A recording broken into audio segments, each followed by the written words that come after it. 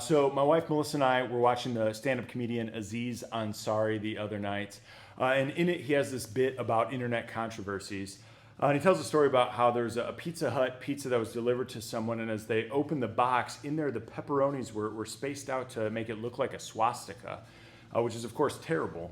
But the reason it became a controversy is on the internet, as the photo was leaked, people looked at it, and some people said, no, it just looks like a normal pizza. And some people said, no, it definitely looks like a swastika. And so Aziz says to the audience, he says, what do you guys think? He says, if you think it looked like a swastika on the pizza, why don't you clap right now?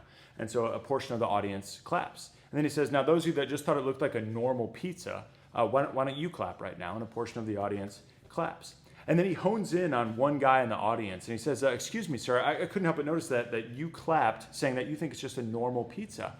Can I ask you, what was your source for that? Where'd you see the picture? Because some people say the Washington Post edition of it was actually, they accidentally posted a doctored photo, but that the New York Times actually had the right photo. Which one did you look at, sir? And he said, I looked at the Washington Post. And Aziz said, that's interesting. It's interesting. Because I actually just made that entire thing up. None of that happened. And he said, listen, dude, I'm not trying to embarrass you, but here's what's wrong with you and everyone else who clapped, is you're the problem. What are you doing? You think your opinion is so valuable that you need to chime in on stuff that doesn't even happen. And Aziz then went on to say that he does this bit every night in cities across the country, and every night part of the audience believes the swastika's there, part of the audience believes it's a normal pizza. And then he says, what these people don't realize is that despite believing completely different things, they're actually the same person.